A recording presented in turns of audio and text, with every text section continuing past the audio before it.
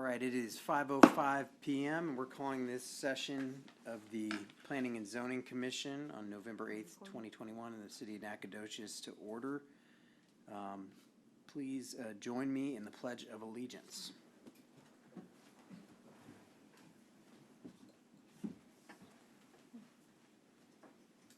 I pledge allegiance to the flag of the United States of America and to the republic for which it stands, one nation, under God, indivisible, with liberty and justice for all.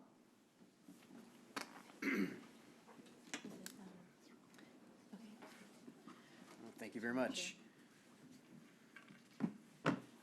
Before we move on with the agenda, we're going to start with an open forum. In addition to the public comment on the individual agenda items, the Commission offers an open forum whereby citizens may comment on governance issues over which the City of Nacogdoches has domain. In accordance with the Texas Open Meetings Act, members of the Commission shall not discuss, deliberate, or make any decisions on topics not posted as an agenda item. Speakers should address all remarks to the Commission and limit your remarks to no more than 3 minutes. Do we have any comments for the general open forum?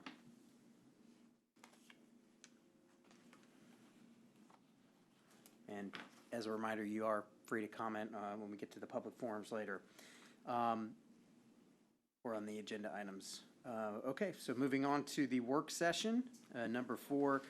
It's the presentation, discussion, and possible action regarding an educational series, comprehensive planning and community visioning is today's topic. All right, Elena Helton, City Planner. Before we get started, I do want to introduce our new office assistant, Rhonda Lewis. She's sitting over here to my left. I think this is her second full week, and we are, and we are thrilled to have her. And so she'll be the primary contact for a lot of your agendas, any kind of request that you have for information. So she's our new go-to person, and we still have one, but she'll be our primary customer service rep. And so if you have any questions, we'll include her contact information and direct phone number and all our future correspondence. So I just wanted to introduce Rhonda. Welcome, Rhonda. All right. So. Hello, Rhonda.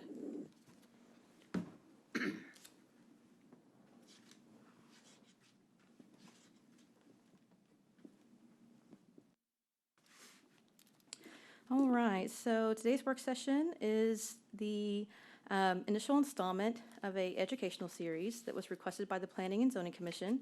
And so before we get into it, we'll provide a brief recap, including our series outreach and why we're doing this series. And we'll also talk about why we plan, what a comprehensive plan is, certain issues and special considerations that are considered whenever evaluating or updating a comprehensive plan, the envisioning process, as well as elements of a plan update, the planning process, community outreach, and getting to action. So today we will be providing a basic concept behind comprehensive planning and envisioning, but we won't be setting any policy today. We won't be asking you to take any action or provide any direction today. This is just for informational purposes only. So to provide a brief recap, the impetus of this series really started with a zone change that we had a few months ago, and there were a lot of questions from the community about the zoning process, what wasn't allowed, how people could actually reach out to the city and provide input on that. And so really wanting to create a more educated community when it came to our planning processes and planning concepts. And so we came to you with a workshop a couple of months ago just to provide a list of different planning topics that could be included in the series, as well as some timelines, what days these would take place, how long that they would be. And then we also just generally talked about the benefits of this educational series. So when we talk about civic engagement and civic education, really there's multiple benefits to a series like this. It gets the average person involved in the planning process. It also provides an opportunity to bring lots of people together to hear the same ideas at the same time. It helps citizens see the why behind proposed improvements and planning initiatives. And it also benefits government leaders, collects best practices, and creates some shared learning from others, sparks creative solutions, provides a common language for when we're discussing these issues and opportunities, creates critical mass, and also educated citizens hold government officials more accountable in general. And so when we looked at the different topics, there were a slew of different planning concepts and topics that we could talk about, including economic development and historic preservation and neighborhood planning. But taking into consideration some of the upcoming planning processes, we thought it would be strategic to align some of the concepts and principles with our upcoming comprehensive plan update and downtown master plan. So you'll see that the schedule of the different topics really kind of fall in line with these different processes as they'll be presented to the community through these two initiatives.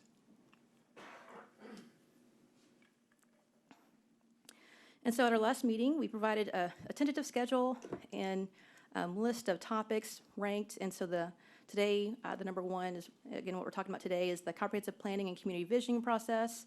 At the next meeting, we'll be talking about community engagement and meeting facilitation, and then downtown revitalization, neighborhood planning, economic development, land use and fiscal balance, transportation and mobility, housing needs, neighborhood revitalization, and plan implementation. And so this is just a tentative list. This list could be modified or updated or reordered based on feedback from the Planning and Zoning Commission, but this is the schedule that we're moving forward with now. And the whole idea is just to raise our community's civic IQ when it comes to planning principles. All right. So, why plan? People plan for all sorts of reasons. Everyone makes plans. Sometimes we plan to accomplish specific goals. Other times we plan to avoid otherwise negative outcomes. And we may have seen blueprints from a house or an apartment, or you may have created a business plan for your startup. And while these plans differ, whether it's construction plans or business plans or a road trip that you're planning, they all share at least two traits. They describe a desired future state or condition, and then they provide information that is helpful in reaching it. And so these are some of the basic reasons why cities, counties, and regions choose to plan. These plans are important tools for expressing what a city or region wants to become and what actions are necessary to move toward that goal. They help communities realize common values that are vital to our individual and collective well-being. The planning process also helps us realize what those common values are that again are vital to our individual and collective well-being. These are just some general values, but really are also specific to Nacogdoches. And so when we talk about values that we want to further through our planning, we always talk about affordable or attainable homes, our uniqueness and character, which is our identity, what makes us different from other communities, engaging the community, affordable, inexpensive living, recreation and opportunities for outdoor experiences, including clean air and water, low crime rate, well-paying jobs, low taxes, good schools, and then, of course, adequate retail and flexible or a diverse entertainment.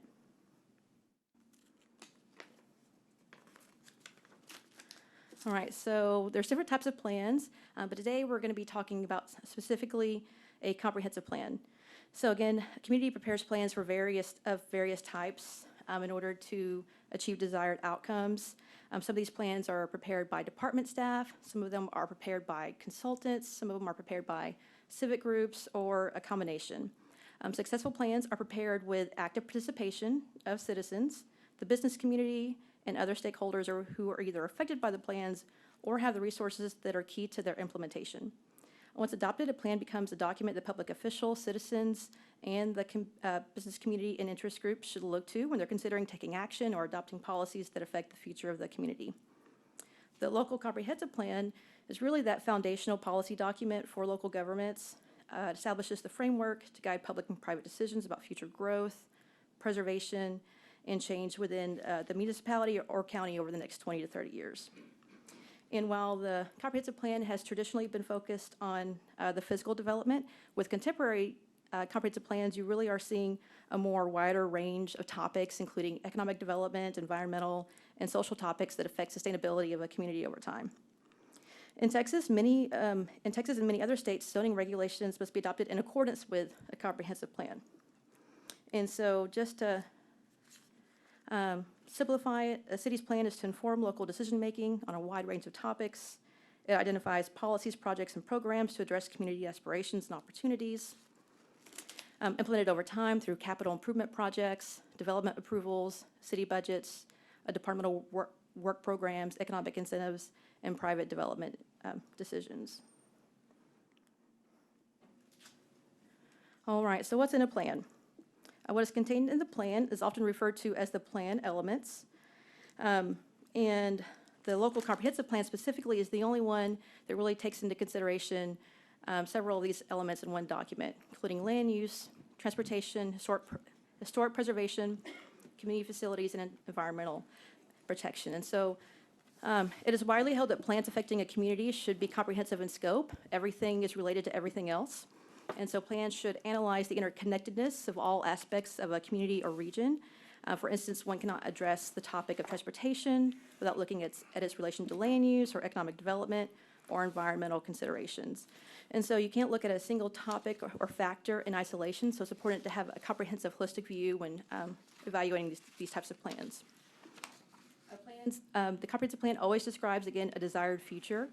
It always has facts and figures that are the factual basis of the plan, and really provide that background data and that factual foundation for the plans and policies and recommendations that are outlined in it. So census data, economic development data, growth patterns, things of that nature. They always outline what should be done based on a shared vision, and then formulate goals and policies to further that vision. And they're very specific. So typically they will tell you who does what, when, and with what resources. So a good comprehensive plan is aspirational in nature, but it also provides some very specific actionable items that not only tell you what should be done, but who should be doing it, and how much money should be associated with that, and how long it should take. So when we're looking at comprehensive plans, we want to make sure we have very detailed implementation strategies that are detailed enough that someone could take it and move to the next step without having that issue of continuity in staff or leadership or what have you. All right. So the Nacogdoches Comprehensive Plan has 13 chapters, and it includes vision and goals, like most comprehensive plans. Ours also includes chapter on environment, land use, transportation and utility infrastructure, housing and community facilities, parks and recreation, historic preservation, annexation, and implementation. Whenever we're looking at, I'm just gonna, I think I skipped a couple, all right. So we talked about what a comprehensive plan is, what's in a comprehensive plan. And so next we'll talk about why you should update or keep your comprehensive plan updated on a regular basis. Comprehensive plans have a tremendous impact on the community. They influence both public and private investments and development, infrastructure, and community facilities and services. They form the foundation for zoning and other regulations affecting where and how we build and what land is spared or protected from development. And moreover, they affect a wide variety of community attributes that, taken together, influence our quality of life, including jobs, community health, parks and open space, protection of natural resources, housing choice, and then our mobility.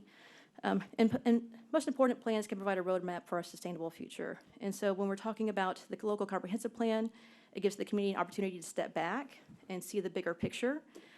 Again, by looking at those multiple topics over a long time horizon and making decisions that yield the highest return on investment, and looking at what's best for the community overall. And so the comprehensive plan should be updated and kept current, preparing your city for growth. You shouldn't wait until you're in the middle of growth span to rewrite your plan. And keeping the comprehensive plan is critical, because the outdated plan can make it very difficult to respond to development trends and changes. Yes, ma'am. Yes. In keeping the comprehensive plan updated, if we're using an outside firm, how are we using them to keep it updated? Are we doing it ourselves as a city? I mean, how does that work? Mm-hmm. So some cities have very large planning departments, and they have the capabilities to do in-house plans. Some communities are very small, and they typically contract out a lot of that work. Okay. And so sometimes it's a combination of the two. Maybe they'll contract out a firm to do a portion of the work while staff writes the majority of it. So there's multiple ways that you can do that.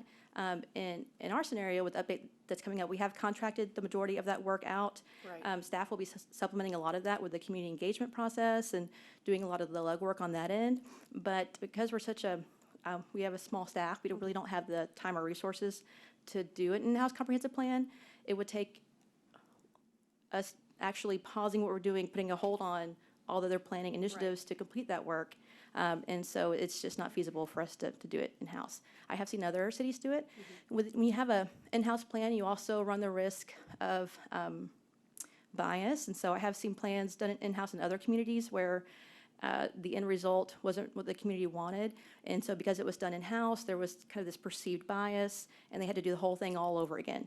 And so you also run into liability with doing everything in-house because you have this perceived or not perceived bias and special interest and things like that. And so it is good to get that, again, have a consultant because you get that outside perspective. Sometimes when you're in it, you don't see the forest for the trees. And so it is good to have that outside perspective, someone with fresh ideas who's worked in other similar communities who can help kind of bring those new perspectives and new ideas to unique circumstances that maybe we didn't think of before. So there's lots of benefits to doing it in-house and contracting it out. In our scenario, we've chosen to contract that work out. Got it. Thank you. You're welcome. So for Nacogdoches specifically, we began the comprehensive planning process back in 1969. There was a updated, completed in 1993, and again in 2003, but we haven't done a full update since then. We have revised portions of it over the years. There was a revision to the housing chapter in 2009, and then a revision to the environmental, transportation, and land use chapter in 2010. But still, like I said, still plans can be a problem because they're not static, they're not in-state documents, they're dynamic, ever-changing guides that should fairly reflect the consensus or opinion of a jurisdiction. They need to be kept up to date and reviewed and amended regularly to address changing conditions and changing attitudes. Again, a lot of our information, like our basic information, is from the census demographics. And so our current comprehensive plan is based on 2000 census demographics. And to give you some perspective, I think the iPhone came out in 2003. So just talking about all the different changes in our culture, technology, growth, housing patterns, it is a significant change from where we were in 2000. So that's why it's important to keep it up to date. And so it reflects current conditions and reflects the vision of the community. All right. So whenever updating a plan, there's issues and considerations that should be evaluated as part of that. One of the primary ones is guiding growth and future land use. And so making sure that you're linking land use, transportation, and utility planning all together in a holistic way. Projecting future land use needs, so doing an evaluation of where you're deficient so you can plan for that future land use wherever it is and where it's going to be. Evaluating different growth scenarios to determine where and at what time certain development should take place. Identifying preferred growth areas, which means not only do we want to grow in this housing or commercial or retail, but where should that be located and what area should be protected. Maximizing efficiency of roadway network. So if we're going to plan for a high density use or commercial use here, we need to make sure that we're providing the infrastructure for that. So adequate roadways, utilities, so forth and so on. And then minimizing land use conflicts. So planning for buffers between residential and industrial and commercial areas, and maintaining character and a livable setting. Opportunities and challenges include ensuring, again, adequate growth and capacity. So looking at that capital improvement program and making sure that it's in line with the comprehensive plan, adopting necessary regulatory tools to ensure acceptable services. So making sure that we're not planning high-intensity land uses where we don't have infrastructure to support it. Maintaining water and wastewater compliance and quality. Managing growth in our floodplain areas, so making sure that we're protecting our natural resources. Using development guidelines and incentives, and then targeting roadway capacity to relieve traffic congestion. So that when the people come, we have a plan for that, and everything's not congested onto just a couple of roadways. All right, and good comprehensive plans always build on unique assets to ensure quality community. And so every town has a little funk about it. And it can be planned, it can't be planned or regulated, it kind of happens organically, and it draws people to the area. And so in Nacogdoches, really, people talk about this sense of community, small town charm, and they talk about it with a reverence. It really is something that's unique to Nacogdoches. And so looking at how do we build on those assets and protect that character while accommodating for that future growth and development to build the tax base and provide for the future growth. So many fast-growing communities don't realize what they're losing until later, and then they're scrambling to preserve that. And so by planning for it now, we are proactive and we're not just letting that development happen to us. All right, so the visioning process. So whenever we're looking at the visioning process, really what we're talking about is a shared vision, a common language that can be agreed upon with consensus from the community about how much we should grow, where to encourage that new development, environmental constraints. Are we assuring adequate roadway and utility capacity? What kind of opportunities do we have as far as economic development, and what are the implications of that for city budget and services? So it's important when we're going through this envisioning process that we're setting expectations for the community as to, all right, well, we know we want this type of entertainment, this type of housing. Realistically, can we pay for that? And if not, maybe we should reevaluate those goals and objectives to be more in line with, our fiscal health and make sure that we're not putting ourselves in a situation where we're not having unsustainable development over time.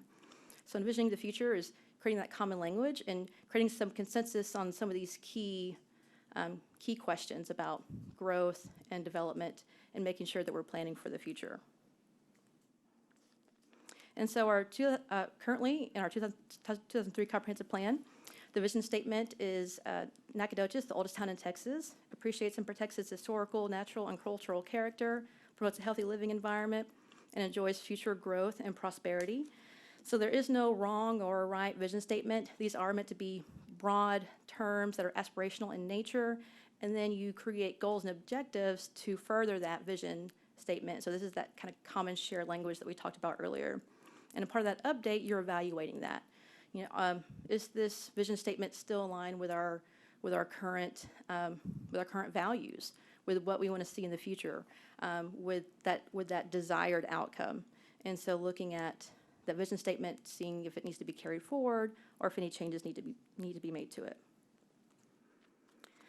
All right, so next we'll look at the elements of a plan update. And so they include the actual planning process and timeline, the community outreach, and then the final phase, which is getting to action. Sorry. All right, so the comprehensive plan process and downtown plan process that we're about to undertake will take about 12 to 18 months, which is pretty typical for a comprehensive plan. If we were just doing a small area plan, like the downtown master plan, it would probably take a little bit longer, more like six to 9 months. But a citywide community comprehensive plan takes anywhere from 12 to 18 months, and it takes so long because of that public participation process. That's at least 30% of the actual cost of the plan, and it's ongoing throughout the entire process. So we're getting public input at the beginning, the middle, and the end, and creating those touch points, so we're making sure that as we're moving forward, we're still in line with the community values, and we're not getting too far off the beaten path, so to speak. And so this is just kind of a preliminary timeline. This is a little outdated because we've had to delay our meetings, but typically it's 12 to 18 months. And I apologize, I think I'm a little out of order. Looks like I might be missing some slides. All right, we'll wing it. All right, so, and I apologize, there are some visuals missing from my presentation, but when we're talking about the planning process, typically it's something that starts with an assessment of our existing conditions. So what we have in the city currently, going through that visioning statement, making sure that our current vision is still in line with the values of the community, and then creating those goals and objectives to further that vision, and then looking at, all right, well, what do we need in order to get there? So here's what we have. What are things that we're lacking that will keep us from achieving that vision? And then looking at alternative scenarios. If we promote a multifamily or commercial in this area, how does that affect the adjacent neighborhoods? How does that affect our current infrastructure? And then looking at different scenarios to see how that plays out over time. and then creating those recommendations for plans and policies that would further those, and then looking at strategic actions and strategies, and then going through the process all over again. So it's a continuous process of evaluating, updating goals and objectives, doing a needs analysis, modifying our plans and policies to make sure that they're still up to date and we're still on track, and then going through that process again. So assess, decide, formulate regulations, implement, and then assess again. So the idea, it's a dynamic process that is ongoing because things are always changing, and so we need to make sure that we're changing along with it. And so looking at that stakeholder and community outreach process, there's multiple ways to conduct a community outreach, and the list is endless, but we'll just talk about a couple of the ones that you traditionally see and some of the ones that we're looking at including in our upcoming planning processes. And so they include a plan advisory committee. This is a group of, it's a city council appointed group of citizens who will help steer that process.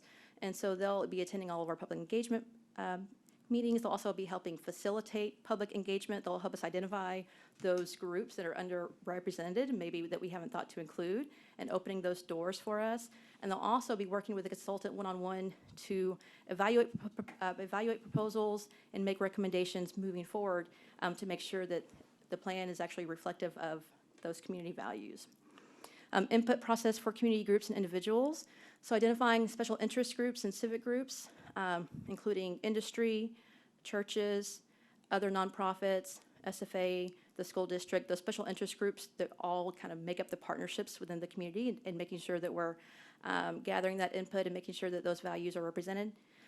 Social media and our website. And so that's really something that's been propelled, especially with the COVID-19. Almost everything that we do is online. It's replicated through social media. And so it really has created a tool for helping us engage those that wouldn't normally be engaged, especially people who may not work a 9 to 5, who can attend night meetings, or maybe a working family who can't, provide childcare. It really provides a different avenue and tool to gather that additional input that maybe wouldn't otherwise be captured.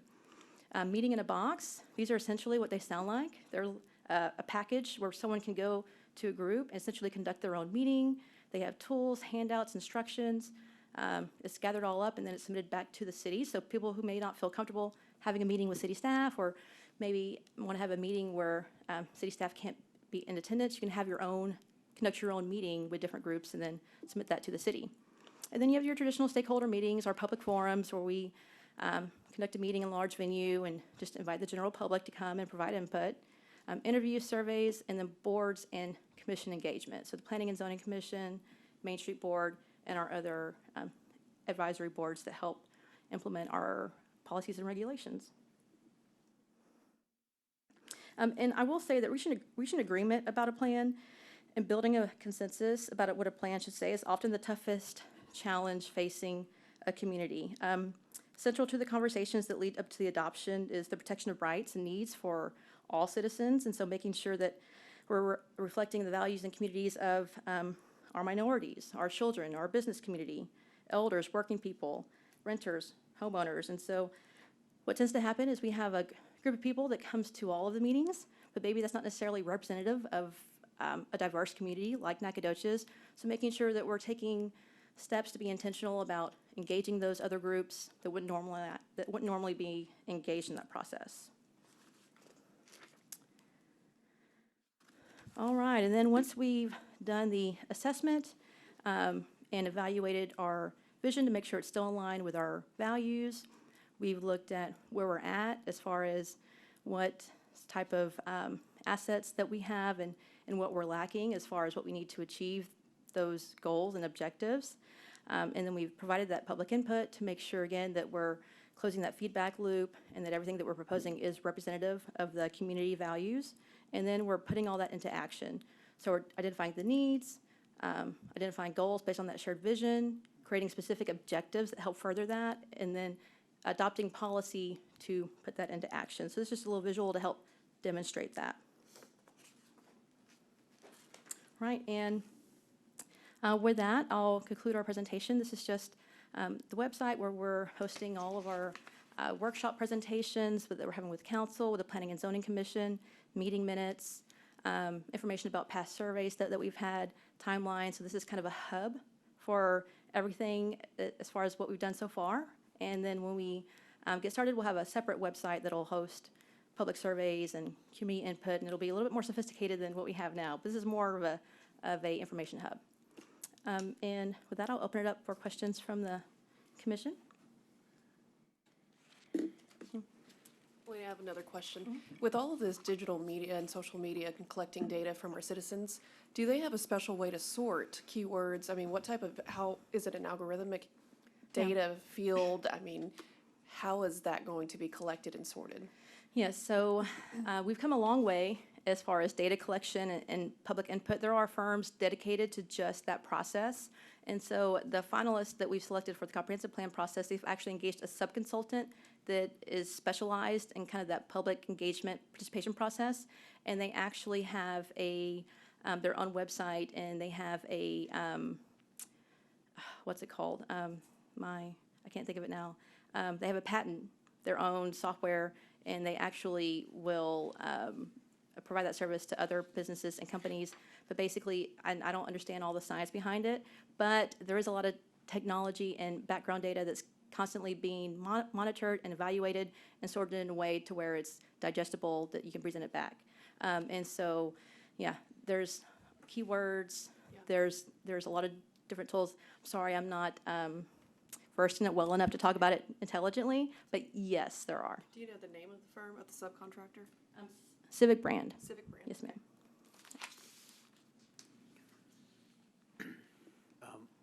One thing I've heard about current, I don't know if it really reflects on the current plan or not, because I don't know about specific situations, but I've heard that one of the issues we've run into is lack of utility access to certain areas where we would like to encourage development, whether it's industrial or business or even a subdivision.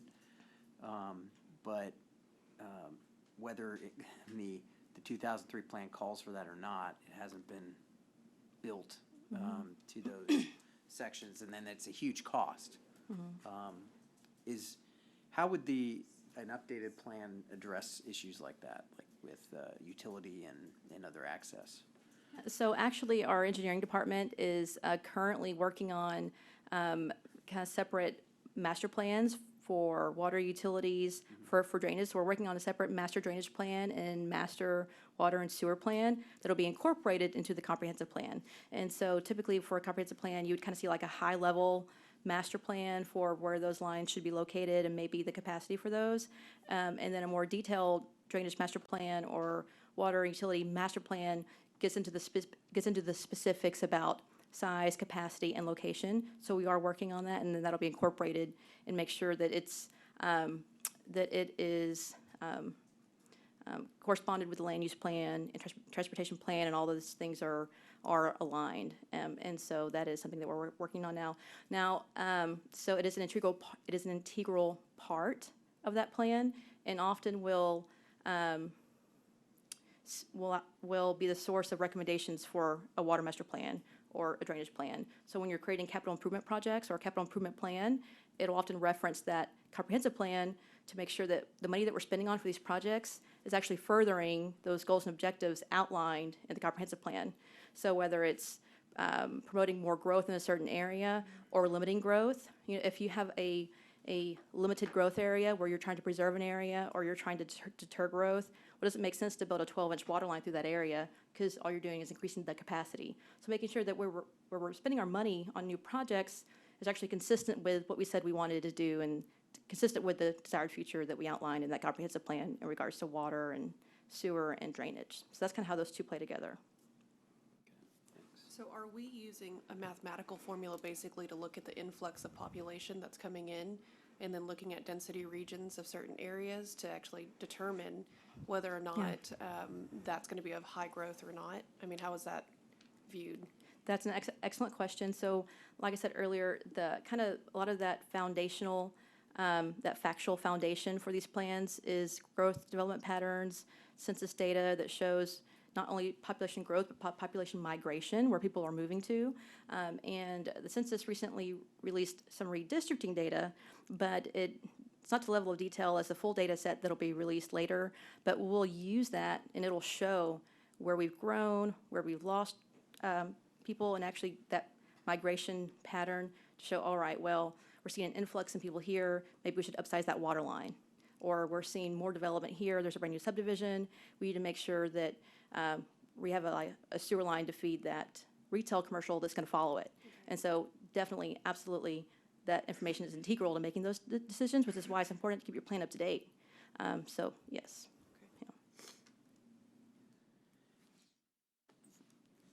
Not to put you on the spot, but in your position as planning director, where do you think the current plan falls short? Where are the issues that you see on a day-to-day basis trying to work with it? Yeah, no, that's a great question. And I mean, a lot of it is some of the things that I already mentioned. For instance, the census data, the current plan is based on 2000 census. And so that's been over 20 years. Our growth patterns have changed, our development patterns have changed. At the time, whenever the plan was done, I-69 wasn't finalized. The location of that was actually totally different from where it is now. And the timing of that hadn't even been finalized. So now it's actually underway. Technology has changed. People's housing patterns, their retail patterns, SFA has grown, especially with the flight school and some of the changing demographics that we're seeing. And so all of those things, changing demographics, technology, capital projects through the state, those are going to dramatically affect the city. And so if we don't have a plan that reflects those current conditions, it's hard to justify making decisions on zoning and land use because it's based on information that isn't necessarily relative anymore. So. Thank you. Lane, I'm sorry. Yes. Question. Are we looking at case studies of rural areas that have grown, based upon what we have shown basically in the past 5 to 10 years, and then trying to utilize some of the wins that they've been doing so that we can effectively use it here? So that's one of the great things about using a consultant that has experience in communities like that. And so whenever we're looking at, or whenever we were evaluating, because we received several submittals, and so we always look at experience. Have you worked in similar communities that kind of reflect our physical character and our growth patterns? Have you worked on similar plans, and what were the outcomes of that? And then we actually call those cities and ask them, how did it go? Did the plan go well? Is it useful? So it's almost like a job application. We're looking at your references, your experience, and we're making sure that that what you're proposing or your background is best suited for what we need. And so that's what we've done through that RFQ process. Okay. Thank you. Will the comprehensive plan have effect on, for instance, internet? I think one of the things we discovered with COVID and with the schools being at home is there's a lot of people in this community that have no internet access, either because it's not there or because it's too expensive. Yeah, I think historically, internet and fiber haven't been incorporated into comprehensive plans because it's a private franchise utility. It's not a city public utility. So typically, comprehensive plans include things that we have more direct authority over, city water, city sewer, but some cities have their own internet. They have their own electric grid. And so some cities do have those elements incorporated into the infrastructure section, but it's definitely something that even if it's not in a master plan where we're going to make those improvements, it's considered. So we're looking at, well, where is our fiber network? Where are we lacking that internet Is there a connectivity? way to get the private companies to be more responsive? Well, they're all, We have to license them? well, there is some limited authority that cities have when it comes to private franchisees, but there are a lot of tools that we have as far as negotiations and working with them to incentivize some of that. And so there has been some work at the regional level through COG to try to get some of that additional infrastructure here.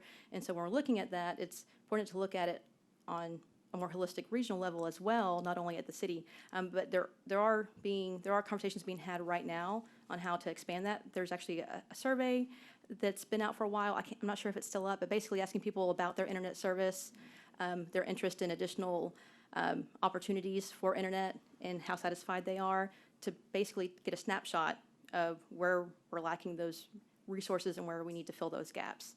And so that survey is kind of the first step, assessment. And then once we kind of figure out where we're at, then we know where we need to go, and then we can create strategies to fill those gaps, either by partnering with some of those private franchisees, or maybe installing some of that fiber ourselves, depending on, what that looks like. But there's lots of different ways to do that. But yes, it'll definitely be considered, and those people will be at the table whenever we're having those discussions, and we're already taking steps to do that kind of assessment right now. I think it's being conducted in partnership with COG and NEDCO. They're working on that. I hope I answered your question. In doing a comprehensive plan, what plans are being made to make an adjustment in the event that we have some adversities in the plan? Do we have a strategy and a time period? Okay, we make comprehensive plan, and then we see that the plan is not developing as it planned. What time period do we have? Do we wait and hire another contractor to do a new plan, or do we have adjustment period? So ideally, a comprehensive plan is evaluated on an annual basis, with a major update every 5 years. And so really every year we should be looking at the comprehensive plan to look at, all right, what have we done this year to further those goals? What things have happened in the community that may have triggered the need to modify some of those goals and objectives to change based on current events, and then going through a major update every 5 years. So the idea is that every year you're evaluating, looking at what we've done, what we haven't done, why we haven't done that, what things need to be tweaked or changed. So we and then a update every full- year. Ideally, yes. We have not done that historically. And That's what I I'm think there's a lot of saying. different reasons for that. I can't speak to a lot of those, but yes. And when we're looking at implementation, one of the things that we've talked about is actually adopting an ordinance as soon as we adopt the comp plan, or as part of that, that actually creates language that mandates that staff and council evaluate that every year. Because right now, we don't have anything in our ordinances that dictate that. A lot of cities, their zoning ordinance actually dictates an annual review of the comprehensive plan by the Planning and Zoning Commission and City Council, but we don't have anything like that built in. And really, you need something codified, so that way, regardless of who's in my office or who's on City Council, that process is going forward because it's mandated by law. And so when we're looking at the adoption, we'll be looking at language to actually create requirements to go through that process every year. We haven't really gone through a major update to our zoning ordinance since the 90s. We've made small changes since the last major update, but part of comprehensive plan process is actually helping us identify what changes do you need to make in your zoning ordinance, what changes do you need to make in your development ordinances. And then having a current plan will help us justify those changes. So when we're making changes to our development requirements or subdivision regulations, we know that it's in furtherance of what the community wants and what's needed today. So it kind of goes hand in hand. Does that answer your question, Mr. Mills? Yes. Yes. Until we get to the adjustment. Yes. Mm-hmm. So you guys are going to have a lot of work to do. Yeah, I think, I mean, I haven't seen any of the language for ordinance yet, but, I mean, I think it would make sense to have an entire meeting for this group every year where we just look at what have we done with the plan, where are the issues with the plan, and, where do we maybe need to make changes? We can make recommendations to council, maybe have a work session with council. I think that would be great. So essentially, it's an appraisal report of, all right, how good of a job have we done with this plan? Are we using it? Is it working for us? If it's not, well, why not? What do we need to tweak or change? So it should be a living, breathing, dynamic document that's continuously being evaluated. And so ideally, and not ideally, we've actually had a lot of conversations about, well, we need something concrete that's codified that actually, dictates that staff and council and these boards are required to go through that process. But thank you for pointing, no, that's actually a great point. If you don't have a good processes in place to create continuity, when leadership changes or staff changes, it makes it hard to provide that consistency. Yeah, Elaine, is something that you had mentioned about the comprehensive plan is having the who, what, and when, and how. And going back and looking at that updated plan from 2003, I saw nothing of that to actually hold anybody accountable and responsible for not implementing it. And so I do agree with Ken Deppish over here that we do need to have something that holds us accountable every year to look at it and codify it, for sure. So, and I'm so glad you mentioned that. So one of the things that we specifically are including, we included in the RFQ and we're going to include in the contract is we want SMART goals. So we want specific, measurable, actionable, results-driven goals that say what should happen, when it should happen, who should do it, and and so that way there's no question and there's not as much vagueness, and it creates more accountability because there's no question as to what should happen or who should do it or when. I think sometimes these comprehensive plans are meant to be kind of a high-level analysis, but you can run the risk of being too high-level and aspirational in nature, and it doesn't. Sometimes it doesn't give you a whole lot of teeth whenever you're trying to push some of these objectives because there's not a lot of teeth behind it. Sure. So, Thank you. you're welcome. Any other questions? Thank you very much.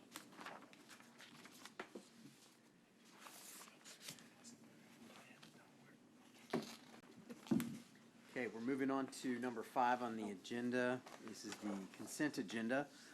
All matters listed under the consent agenda are considered routine by the commission, will be enacted by one motion. These items include final plats where staff has found compliance with all minimum subdivision regulations. All items approved by consent are approved with any and all staff recommendations. Since there will be not be separate discussion of these items, citizens wishing to address the commission regarding one or more items on the consent agenda may address the commission at this time. If any commissioner desires to discuss an item on the consent agenda, it may be moved to the regular agenda for further consideration. The only thing we have on the consent agenda today is the approval of the minutes, considering approval of minutes from the October 11th, 2021 Planning and Zoning Commission meeting.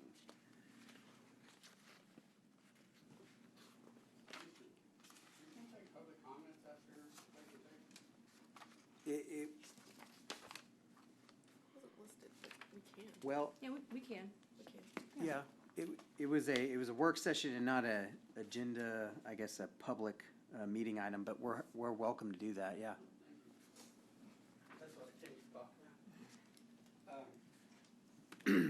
First of all, you made me tired just talking about that. It was like drinking from a fire hose. And I think I heard the word plan more in the last 30 minutes than I have in the last year.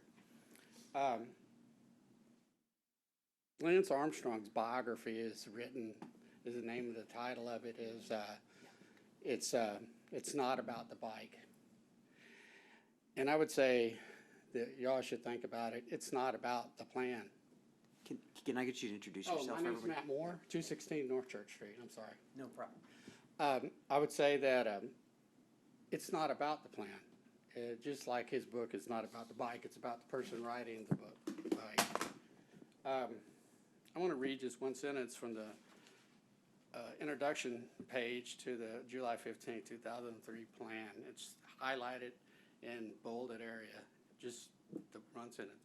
The purpose of the city's comprehensive plan is to provide information, policy guidance, and action strategies for effectively managing future development, protecting neighborhoods, conserving valuable natural resources and historic resources, enhancing the community's appearance, providing for adequate municipal facilities and services, making fiscally responsible decisions regarding future capital investments, and preserving a special quality of life for the citizens of Nacogdoches and a positive experience for visitors to the community. That pretty much nails it. That's what we need to do. We did that 20 years ago. When we did that, Ms. Philpott, who's now head of NEDCO, was a planning intern. Mr. Bartlett was a consultant to the engineering consultant on the team. Mayor Van Horn was the chair of the planning commissioner, and Mr. Jeffers was about 2 months from being hired. As far as I know, we didn't implement any of that plan.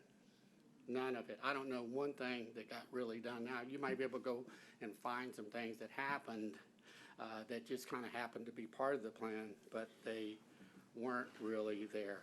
There's three things that the city can do to implement the plan. They can provide staff oversight to make sure that the staff is doing the right things, that the plan gets implemented. They can create legislation that tells primarily developers what they can not do and what they must do to serve the community as a whole, and then they can address the budget. That's about it. Everything else is just aspirational. All this is, it's fine. It's lovely. I love it. You know, it's something I've been interested in for 40 years. But you can do all the planning you want, and nothing will happen. I wrote the city council a letter about January 15th, right before the first thing, and I made 3 recommendations. One is that they establish a portion of the library with resources that we could go and study in and begin to learn about the planning process. And this summer I actually gave them $1,000 to begin that. As far as I know, none of that has happened. Let's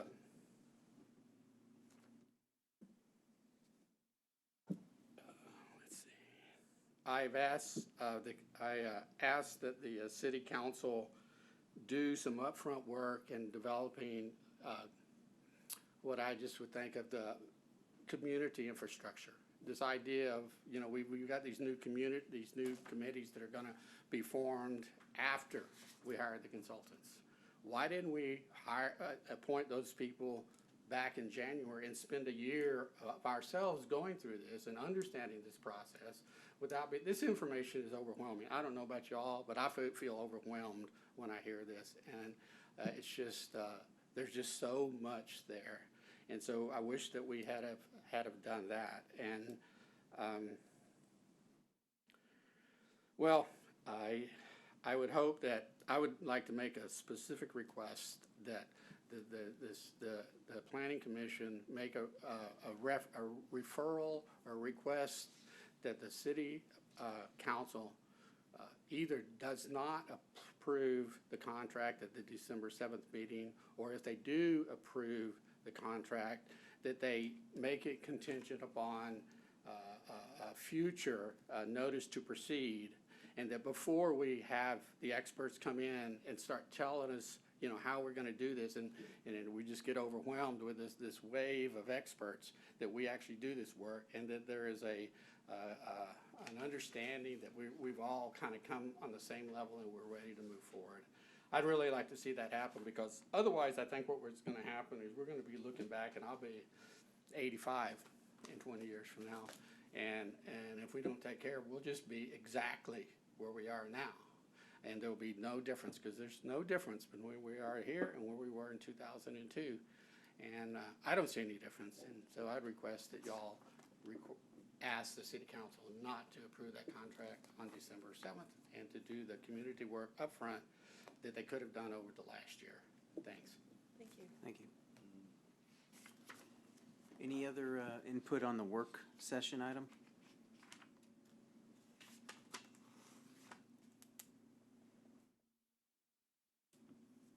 Okay. Sorry about that, Mr. Moore.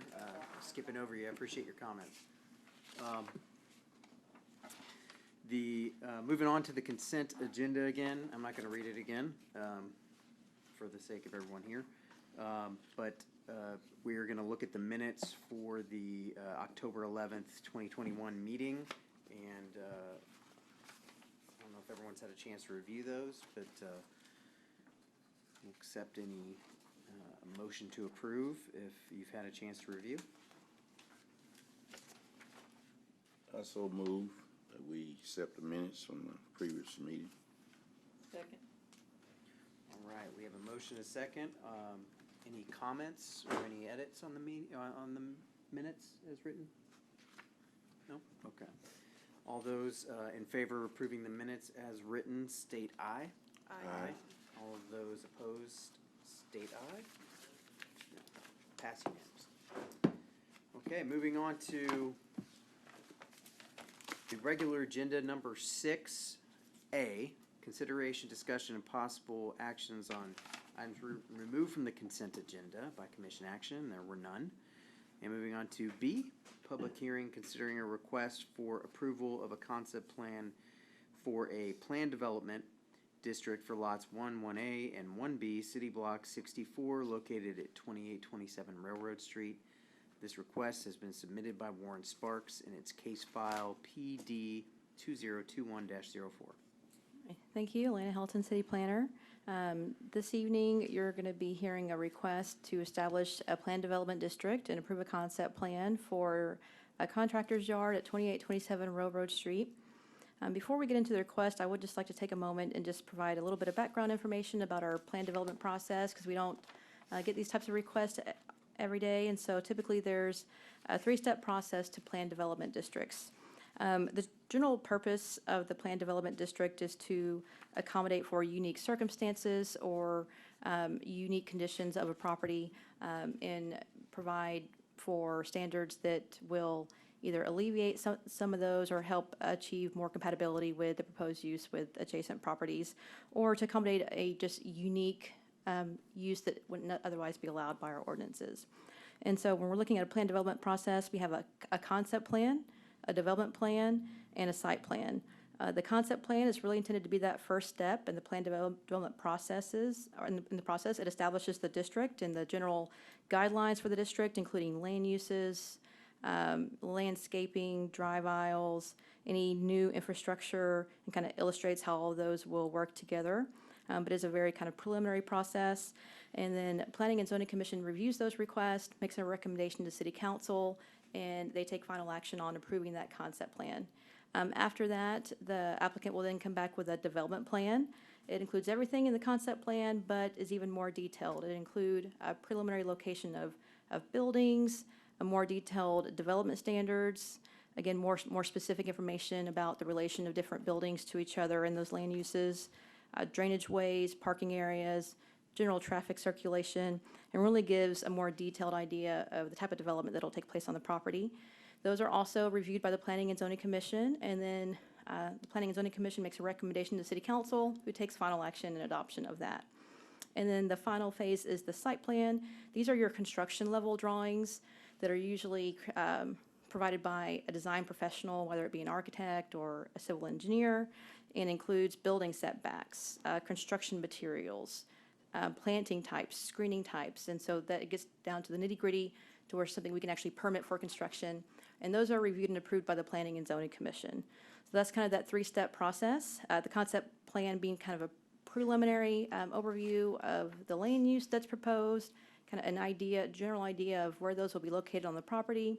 Development plan gives more detailed information as to what that will look like, and then the site plan is actually construction level detail.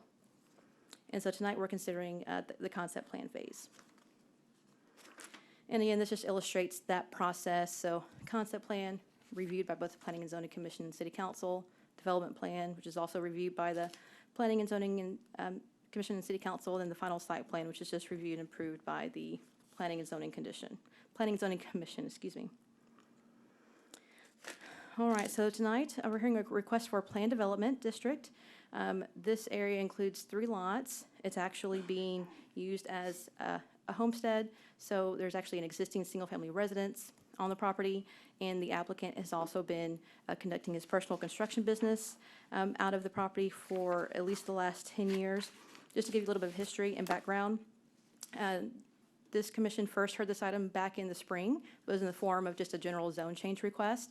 So we were notified by a number of the neighbors about the commercial activity taking place on the property, which is zoned for residential. And so upon receiving that notification, we conducted an inspection and verified that there was commercial activity in the form of a contractor's yard taking place on the property. We notified the property owner, and in response, they submitted a zone change request from single family to general business commercial. Staff brought that request forward to the Planning and Zoning Commission around March and expressed concerns about inadequate infrastructure, including water, sewer, and streets. Because of all the other land uses that are allowed in that B2 general commercial district, it's very intense land use, and there's more things allowed than just a contractor's yard. And so based on the physical condition of the property and the proximity of the other land uses, staff recommended denial. That was then taken to City Council. They also expressed the same concerns, but wanted to see if there was any opportunity for a compromise to really tie down that land use more specifically, and then see if we could impose any kind of conditions on the development that would make it more compatible with the adjacent neighborhood, and address some of those issues that we had mentioned about noise and traffic and utility infrastructure. And so this is a response to that. So this is a plan development application, which really allows us to be very detailed as to what activities take place on the property, where they take place, hours of operation, screening, physical improvements, and so on and so forth. So this is the result of that process. I just want to give you a little bit of background information to let you know how we got to where we are today. So again, the property is zoned R1 single family and R3, which is actually our two-family duplex zoning district. There's an existing single-family residential development that is actually operating as the property owner's homestead. In the area, you'll see that there's a lot of undeveloped vacant property to the east. It's a wooded tract that's zoned R1 single family. To the south, directly across Railroad Street, you actually have R1 single family and R3 two family. Those are developed as single family properties. And then to the west, you actually have an elementary school. And so it's still in operation, but it's separated by wooded area and a private lake. So you see that large kind of gray area, that's the private lake that's located on the property as well. The future land use plan designates this area as rural. Rural is really kind of that area that is meant to categorize places that are sparsely populated, your larger, more estate lots, areas that may have a lack of infrastructure, whether it's water, sewer, or just areas that aren't really ready for prime development. You also see the rural designation for our floodplain areas or our natural areas, or areas that just haven't been considered for development at that time. So that's what you see here. And then you see to the west, you have some single family. That blue area, that's public, that again is the school. And then you have Parks and Recreation to the south, that's actually a cemetery. Well, actually, I believe a portion of that is a cemetery, and then there's some public-owned property. So this is an image of the concept plan that was included in your packet. You'll notice the area highlighted in yellow, that's kind of just the general area. The blue is the lake. It's not included in the PD, but we wanted to show it for reference. What you see in the gray, there's an existing shop and office. An existing shop and office on the property that the applicant is currently using to operate his business out of, and that's those are the buildings that will remain. There aren't any new buildings proposed with this development. He's only going to utilize the existing structures. And so this PD will not include any new buildings or expansion of existing buildings. So all activities will be limited to those, and an outside storage area. So part of the contractor's yard is actually storing large equipment and building materials, but those have to be screened from all adjacent properties. And that doesn't mean that they have to have screening along the property line, just screening around the area that is being utilized for that outdoor storage. And so you can use buildings, you can use fences. And so initially the applicant proposed approximately a 5,000 square foot area, and that's what we included in the packet. But after further discussion, really that area probably won't be large enough to accommodate the current inventory that he has for trucks and vehicles. So really it's going to be more in line, like anywhere from 5,000 to 10,000 square feet.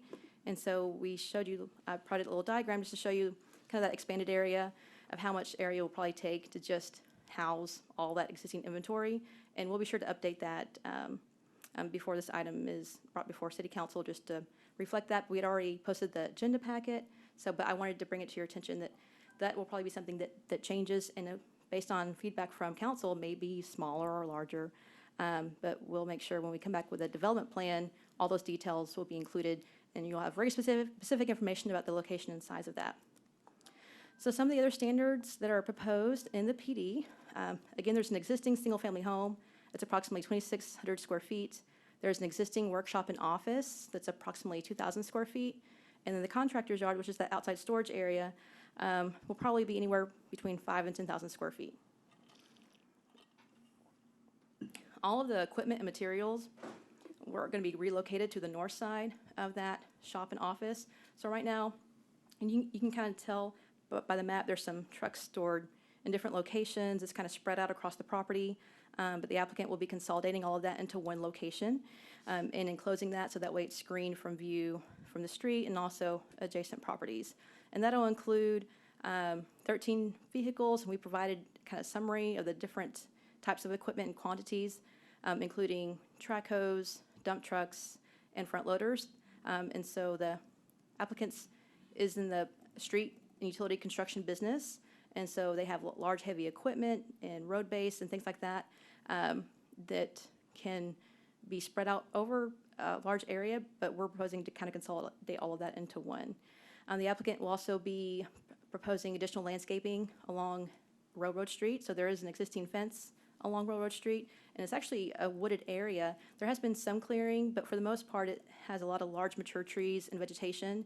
The applicant is proposing to maintain that in its current state, so no more clearing or grading will take place. It'll kind of be preserved and allowed to grow back, and then additional plantings will be provided along Railroad Street to help supplement that in the meantime until some of that natural area can grow back. Some of the materials that are stored on site for the contractor's yard include limestone base and riprap rock.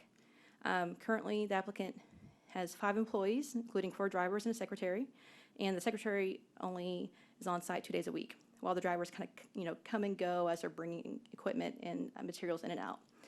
The driver schedules. So one of the concerns with the development was not only the infrastructure but the noise. And so these are big, heavy trucks that make a lot of noise, and they were leaving at odd early hours. And so part of this request is a condition that generally the start time will be 7:30, and so trucks won't be leaving the facility any earlier than that, except for the belly dump trucks, which leave around 6 a.m., and then returning around 6 p.m. So it'll be more in line with our noise ordinance that limits construction activity to those hours, and so try to limit that nuisance as far as the noise and its impact on the adjacent properties. And then the applicant is also proposing to engage in a maintenance and repair agreement with the city.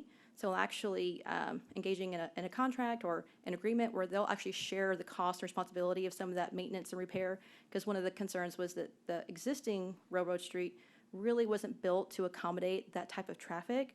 And so, we don't want to get into the habit of spending tax dollars to improve a street at for the benefit of an individual property owner, when really it wasn't really built for that type of activity. So the applicant is proposing to share in the cost of that maintenance and repair, and that'll be a plan, or that'll be an agreement that we bring back with the next phase with a development plan that'll be more detailed, and that'll be a condition of the approval as well. And so that's an overview of the contractor's yard, kind of the proposed activities. There's also a phasing plan. So the applicant is proposing to phase the business out over 10 years. And so in your packet, we included a table that showed kind of the reduction over time of staff and equipment. And so after 10 years, the business will cease and desist altogether. And so instead of having the applicant just cease all activities now, allowing him to phase that business out over time and in a way that's conducive to the neighbors and the commission and city council. And so all of these are just proposed standards. Again, the commission, it's your prerogative to propose any additional conditions, propose any changes in the development standards. This is just what's being proposed by the applicant at this time, and what we'll be taking to city council unless we get input from the commission on changes that they would like to see. Again, this is just a zoomed in area. Oh, sorry, excuse me. We just wanted to give you an idea of how big that outdoor storage really will be and its proximity to some of those existing buildings on the property. These are some recent site photos of the property. So in the top left-hand corner, you're actually looking down Railroad Street as you're traveling east to, like you're coming from Leroy Street, traveling east, down Railroad Street. The property on the lower right, that's actually in front of the property, standing at the street, so that's the street view. That's what you see when you're standing at Railroad Street and looking into the property. These are some additional photos. So on the left, that's, again, just getting closer. That's the view as you're driving along Railroad Street, getting closer to that dead end. And then on the lower right, that's the actual driveway entrance. So as you're coming down Railroad Street and you're turning into the property, that's the view that you see. These are some photos that were actually taken on site. So these are various photos of the different building materials, the kind of earth, gravel that's stored on site, an idea of some of the equipment. So you see there's some large belly dump trucks, there's piles of riprap, rock, and right now it's just kind of spread over the property. It's not really consolidated in one location. So this gives you an idea of kind of the size and type of the equipment that's used by the applicant. These are images of the office and shop. So on the left, that's the office building where the secretary works. Employees may come and go, checking in, getting orders, things of that nature, but there's no general traffic. So the only people visiting the site are the actual employees. There's no customer traffic or anything like that. On the lower right, that's the existing shop and office. And just to give you an idea of those existing structures that are there today that are being used for the business that he's going to keep, but he won't be expanding or adding on to. So as far as the notification, we did send written notices to 6 property owners within the 200-foot area. Some property owners owned multiple parcels. So there's more than 6 parcels, but altogether it's 6 individual property owners. We did receive 1 written letter of support, and we included that in your packet. We also received email correspondence from one of the property owners directly to the south expressing concerns about the request, and I'll clarify some of those in just a minute. And then we also spoke to another property owner located on the other side of Railroad Street that was more neutral, didn't have any specific concerns, but wasn't generally in approval, just was kind of neutral about the request, and expressed that Mr. Sparks, the applicant, had been a good neighbor over time. So specifically, the written email correspondence that you received expressed concerns about the size of that outdoor storage area not really being suitable to accommodate the area, which upon review, we found that he was correct, and so we're going to actually be proposing to expand that area in the language in the staff report that gets forwarded to City Council. And then the enforcement was a concern. So enforcing the operating hours of when the drivers come and go of the property. So, because one of the concerns before, or one of the complaints, was that these trucks were coming and going at very early hours, like anywhere as early as 3:30 in the morning. And so, of course, our code enforcement, our regular operating hours are from 8 to 5, but it is not an uncommon circumstance for us to inspect properties outside of those regular hours to verify if there's a code violation taking place. Our code enforcement officers have inspected properties at night, early in the morning, on the weekends to verify if there's something going on the property that shouldn't. And I did verify with our Public Works Department that we do have some surveillance equipment in place where we could monitor the traffic flow. We wouldn't necessarily be monitoring the private property, but we could monitor that roadway to verify what type of traffic was taking place and at what time. So we do have tools in place to monitor and verify any violations of the standards of the PD in regards to that. So I wanted to clarify that too. The commission also, if the applicant is found to be in violation of any of the conditions, that is grounds to revoke the planned development district, to reevaluate the conditions of the planned development district. So these are binding, just like any other zone change or specific use permit, and it is the condition. And so if there's a violation found, then there are remedies to address that through the ordinances as far as making changes or just revoking the planned development district altogether. All right, so the conditions for approval of a planned development are outlined on your screen. They include that the development is generally consistent with the future land use policies and map in the adopted comprehensive plan. So the comprehensive plan and future land use map does identify this area as rural, which really isn't consistent with a contractor's yard, that type of commercial activity, but it does further some of the land use policies that are outlined in the comprehensive plan, including accommodating for or avoiding adverse outcomes.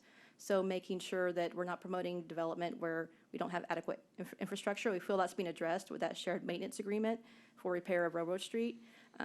Also creating buffers between commercial and residential activity to provide for more compatibility, which we feel is being achieved with the screening of the contractor's yard, kind of that natural area being preserved along Railroad Street and the additional plantings, and the phasing out of that business over time.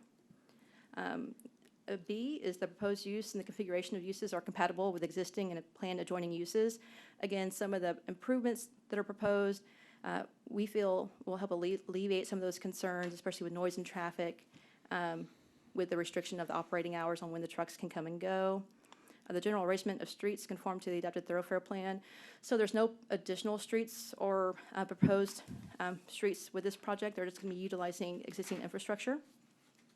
A D is the proposed uses and development densities are consistent with the purposes and standards of the Planned Development District regulations. So we find that the conditions set out do help meet some of those purposes and standards as far as providing compatibility for avoiding adverse outcomes and making sure that there's no incompatibility with what's being proposed and kind of the existing development in the area. And E, the proposed plan for development furthers the public health, safety, and general welfare of the community. So the proposed plan does, again, helps alleviate the concerns with the noise, concerns with the maintenance of the shared maintenance of the street. And so while we don't find it doesn't necessarily further the public health, it doesn't create any adverse impacts in regards to the public health, safety, or general welfare of the community. With that, staff does recommend approval of the Planned Development District and the concept plan. This item is scheduled to be heard by City Council on November 16th. I'll open it for questions. I do want to note that the applicant has requested to address the commission prior to the public hearing portion and also after to address any of the concerns that might be raised during that public comment portion. So with that, I'll open it up to questions from the commission. Question about the screening on the yard part. Is that a condition that's required by ordinance or? Yes, so a contractor's yard, regardless of the adjacent zoning, has to be screened from all adjacent properties. And the minimum is a 6-foot wooden fence. So in the zoning ordinance, if the property was zoned commercial, even if the adjacent properties were zoned commercial, you would still have to screen that contractor's yard because it's an aesthetic requirement. And so that would be a standard today, even if it was zoned commercial. We're not proposing that they actually screen the entire property because they are going to be consolidating all of that into the interior, into one place and screening that. And the majority of the property is kind of wooded and vegetated. So that would be the primary screening actually around that area. And then some additional shrubs along the street frontage to help fill in some of those gaps as far as visibility. Yeah, just, I guess maybe if somebody moved into the property to the east, they could see it, but otherwise it seems pretty, I drove out there last week and you can't really see anything from the street. Where that outdoor storage area is shown, it's kind of the high point of the property. So when they install the screening, you won't be able to see any of that. So in the property that's, sorry, excuse me, when the adjacent properties are at a lower elevation, it actually creates additional limitations on what you can see because it changes. And so we find that it's going to be sufficient. You shouldn't be able to see kind of the large piles of dirt and gravel. It seems that like you it's know. about, I don't know, I didn't get out and measure it, but 5 or 6 feet from the street level to the, I guess not where the driveway is. I mean, obviously that's at street level, but the rest of the property seems like it sits a little higher. Yeah, it's a pretty significant grade change.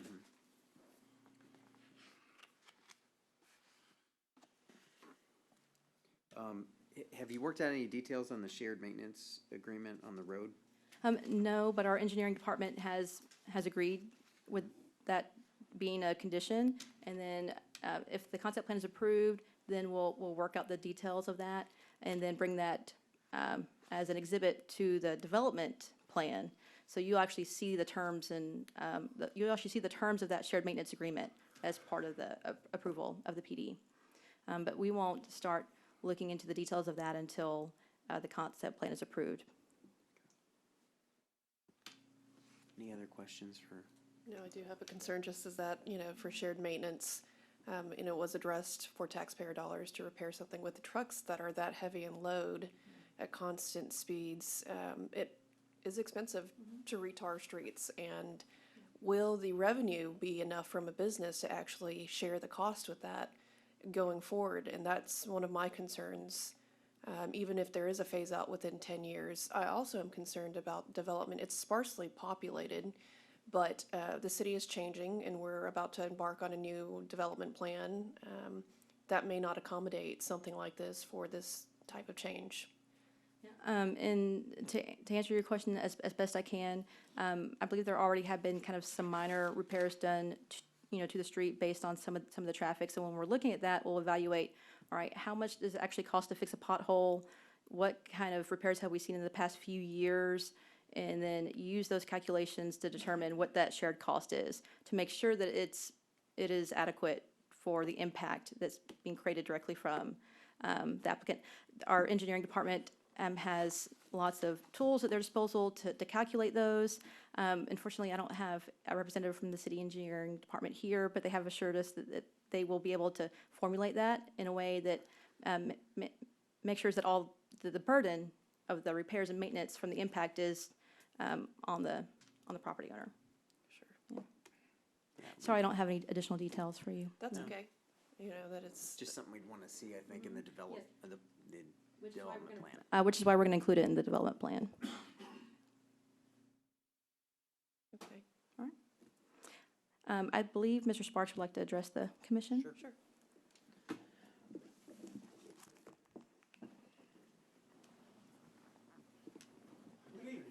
Good evening.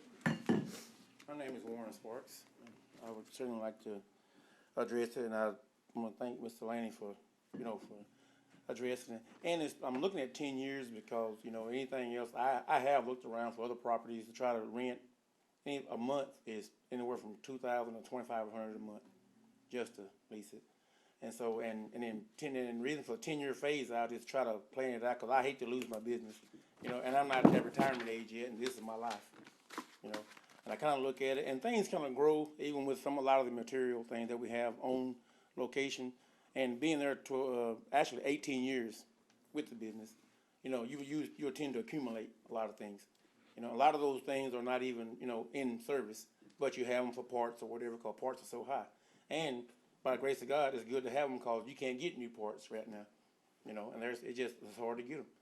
And so, and I just, like I said, a lot of that stuff, and once things get moving, like a lot of the dirt and the rock and those things, we can kind of, and it'll probably end before 10 years, but I like to give myself a little cushion to be able to do that because we can remove a lot of those things, and a lot of the trucks, and like I say, I have changed all the exhaust, and it's pretty expensive, but I've changed the exhaust system where they're not so loud, so I don't, so it doesn't wake Mr. Conley or don't anybody else have any problem with the issue but him. But I did change the exhaust systems, and 3 of the trucks to change the emissions on it is like almost $6,000 a piece, and it's why I fight this so hard because it's an expensive change up, like I say this late in the game, but I am trying. I am willing to do whatever it takes to be able to help, and with the roads and all that, and even before the city, I've always fixed our road. Before the city ever come fix our road, I would always fix it. Even when it was a dirt road, we had potholes and everything, and whatever I had to fix that hole. Even now, we have underground springs, and and those holes actually, they'll come in the road even with a regular vehicle, and I've always fixed those also. And I'm willing to do whatever I need to do to help the city, and we can maintain, be able to carry this 10-year thing out. I'll be willing to help them also, to fix it. Okay. Mr. Sparks, talking about the road maintenance, I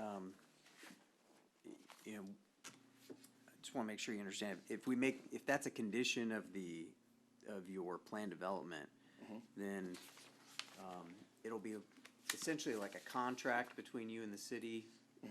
You need to, whenever the maintenance needs to be done or repairs need to be done, whatever portion of that is agreed to be your portion, whether it's a cost sharing or you're doing the work yourself, that will be something that if it's not done could terminate your plan development. I agree, You yes. understand that? Okay. Yes, I Just agree. want to make sure you understand that is, and going back, I had one other question about your phase out.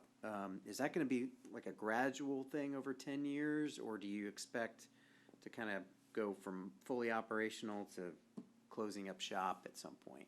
It's kind of gradually, but there's a chance that it could be able to just move it, you know. But I don't want to say, well, yeah, in a few years I have it done, because I don't want to, you know, stick my foot in my mouth. So I would like for it to go gradually over a 10-year period. Okay. But and I'm kind of looking probably be done before the 10-year period. Okay. I think. But I kind of want to give these guys. We got enough people on unemployment right now, and you can't find nobody to work. And so I hate to, you know, send these guys home, you know, and I don't want to lose the business, because that way now I have to go back and find another job and work, you know, and I really don't want to do that, because I enjoy doing my own thing. I enjoy having a business, you know. Okay. And like I said, I am talking with people and trying, and one of them is Mr. George Middlebrook. He has a spot out on Highway 7 East. I am trying to get with him, and you know, it was an old sawmill place there. Trying to get with him and see if I could, you know, at least lease that or rent that for, you know, see if that would work out. But he's got, I think someone has it right now. I think coming back up again, like in 4 years, I think. And so, but I am trying to do it. I am trying to get it, you know, to where, you know, with the city, stay within city code. Right. And so. Yeah, because that road is very narrow going back there. It's Yeah, it is narrow, and it's just one of the things that we just don't have that much traffic back there, and even from the road, you know, before I cleared, you know, I wish I had brought the pictures with me. Before I cleared any of that, you know, you probably wouldn't even drove back there, to be honest with you. That's just how bad it was, and I'm not exaggerating. Yeah. That was a dead end street that where if anything in the dark was happening, that's where it was at. Yeah. I don't care if it was trash. I mean, everything took place. You know, everybody parked on the side of the road. I mean, there was condoms, there was needles, there was all kinds of stuff. You know, and finally we end up, you know, having just you call the police enough on people that finally, but they still dump now. You know, and one of the as an officer, I won't say his name. He retired now, and he said he actually caught one guy, and I told him, I said, well, he said, well, will you just let him go if he pick it up? I said, no, yeah, I'll let him go, but do me one favor. I want him to take this same trash. I'll help him load it. Take this same trash he just dumped on our road and take it to the Waterford and dump it on the side of the road. And I want to see if we can have the same conversation. He said, what do you think? We think we have the same conversation? He said, no, go on. We'll just find him and go on. Let's let him pick it up. I said, okay, I just want to make that clear. But, you know, it's just a lot of work, and it's a lot of hard work in that, cleaning that place up and being, you know, because it was all growed up, and it was just, you know, you couldn't even see in through there, you know. And then being at the top of it from road level, you know, I think I shot a grade on it. It's almost, I think it's almost a 30-foot drop from the crest of that hill to the bottom of that road. You know? yeah, and that was another thing. When I was out there, I noticed you couldn't really see much except for maybe, I don't know, how far back you could see it. Not far, but you could see a few piles of material, I guess. Right. What can you describe the screening you want to put along the street? I guess just something simple like a green mesh, kind of like some of the car lots, you know, storage. Maybe something like that, just to avoid everybody, or just or move everything to the bottom side of the hill, like she was talking, like we was talking about there, and put it behind the shop on the. Like I said, when the hill crests, then it drops off, you know, just as bad there. So maybe move everything to the bottom. And actually, I've sold quite a bit of, you know, some trucks. I sold some equipment, you know, and like I said, a lot of that stuff is just storage been there, you know, and you accumulate things, and, you know, it needs to be sold now because scrap metal is up a little bit, so I need to go and get rid of it, a lot of it, you know, but. Yeah, from my perspective, other than the road, and the potential nuisance to the neighbors, but I know you've been there a long time. Screening from on Railroad Street itself, or finding some way to keep having a condition where you're not going to have anything visible from the street, would be the other thing, because That's why I probably like to move everything, you know, down where it's because it nothing. does look like you're in the middle of the forest there until right at the end, but then that's, you know, and then it dead ends. So, Yeah. you know, I agree. Not a lot of people probably driving down there. Nah, if somebody drives down that road, they're lost to just being nosy, open nosy with it. Yeah. Just to be honest with you, Yeah. we don't have company. We don't have, you know, just traffic coming in. I know one of your neighbors stared at me like I didn't know if they wanted me around there, so I turned around. Any other questions for Mr. I don't have any. No? Okay. All right. Well, thank you very much. All right. Anyone want to speak for or against?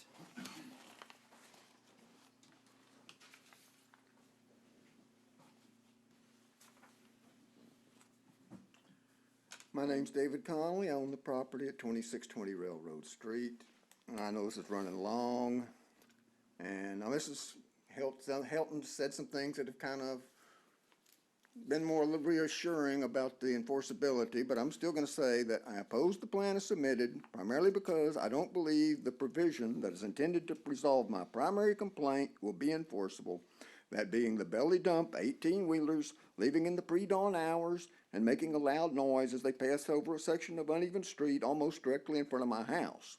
This occurs on a semi-frequent basis because hauling limestone, road base, and or gravel on jobs as far away as Houston and Dallas is a considerable part of Mr. Sparks' business, and he told me that if he can't get trucks to a job very early in the morning, he won't get the job. And also, those trucks returning with a load of road base is how he maintains his stockpile for local sale. Trucks have left as early as 3:30, and I believe he has an hour-wide window for trucks leaving. They can get to their destination 30 minutes early or late, and he's not stupid. If he's violating the hours of operation restriction, he's not going to send them out at close to the same time every morning, even if they're going to the same place every several days in a row. He'll vary it by 15, 30, 60 minutes every day. So to catch him, if we're relying on humans, you know, a police or code enforcement officer might have to watch for a truck leaving for over an hour. Now, if they will set up a game trail camera on the street, now that would be an effective thing. That would take care of the problem. But and until this evening, she hasn't really committed to that, and I'm not sure she's committed to it now. But and you know, if he were to install a fence on my property, I wouldn't care. I think it would block enough into the noise that I wouldn't care if they left that early. You know, but at this point, I don't think he's willing to agree to that. And as far as his moving all the storage stuff, now maybe he can. I mean, that place at the top of the hill where you can see from the street, that is the ideal place because it's the hilltop, better drainage. So that is the ideal place for him to store all that stuff. Well, the odd thing is, you know, they say even if he moves it down on the other side of the hill, that it'll be fenced in. Well, you can't see, if you can't see it from the street, and you also can't see it from the school property or the properties north of the school because of all the trees and other vegetation growing on that side of the lake, there's absolutely no need for any fencing there, you know? So I don't know why they called for fencing on that. It's totally unnecessary. And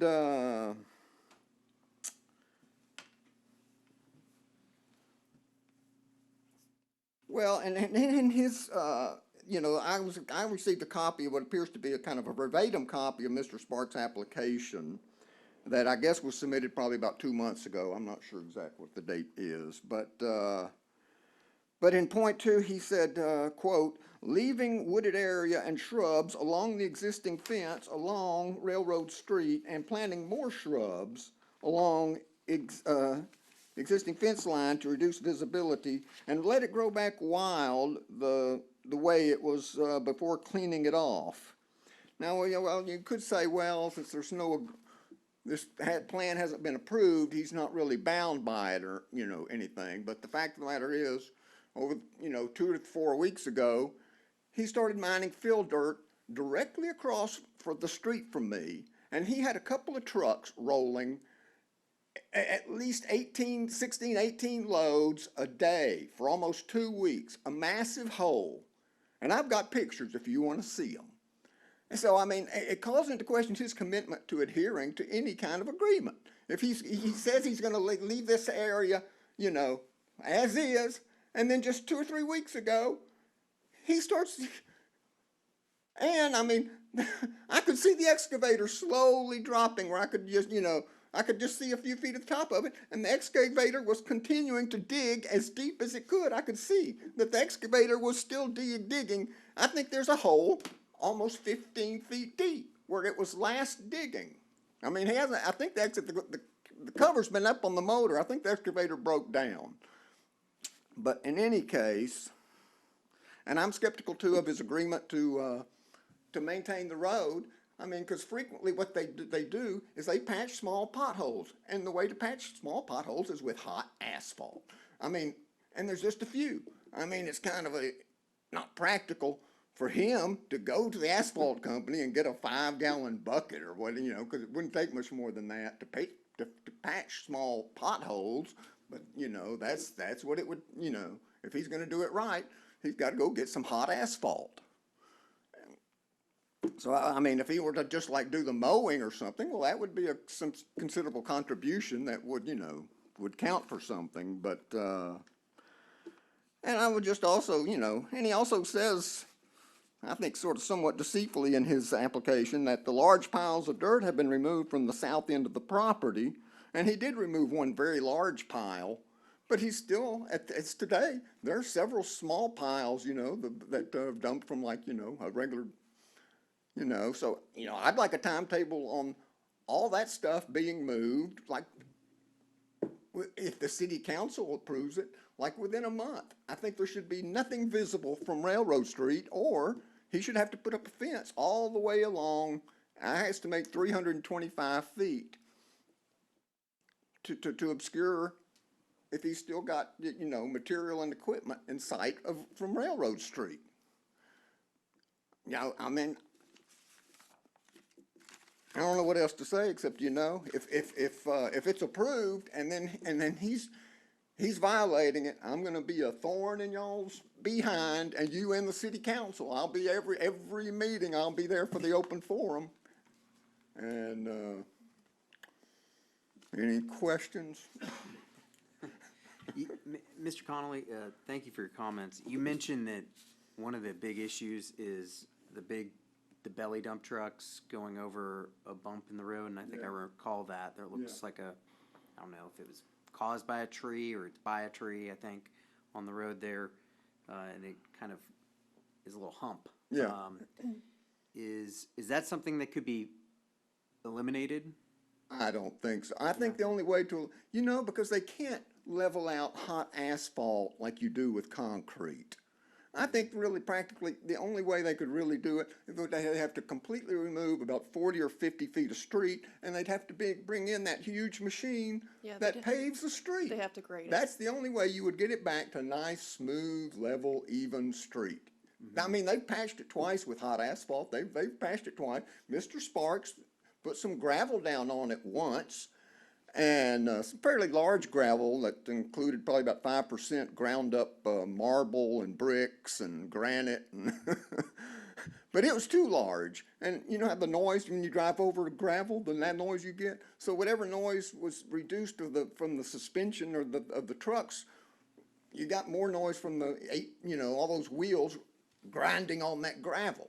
And so I went to the trouble. I spent several hours going down the street to the low areas where all the loose stuff that had come eroded from the street was accumulating, swept that stuff up and put it out to try and level it out.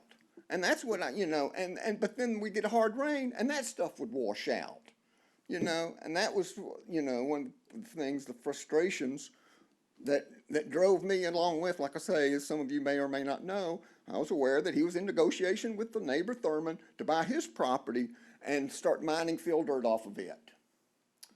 So it was the combination, the frustration of not being able to eliminate the noise from the belly dumpers rolling over that uneven patch of street, and the prospect of him expanding the business with more fill dirt rolling out from the other property.